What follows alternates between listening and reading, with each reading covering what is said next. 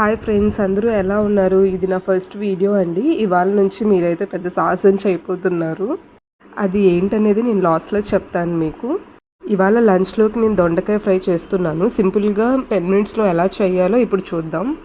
దొండకాయ ఫ్రై అందరికీ తెలిసిందే, తెలియదు అని కాదు. బట్ నా స్టైల్లో నేను ఎలా చేస్తాను అనేది చూపిస్తున్నా.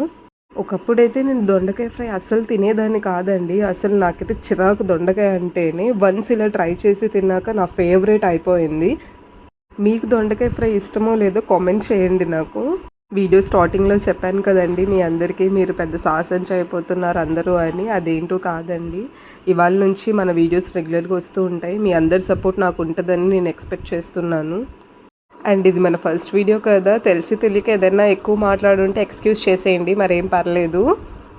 ఫ్రై అయితే చాలా బాగా కుదిరిందండి. ఇవాళ వీడియో అయితే అంతే. Bye bye.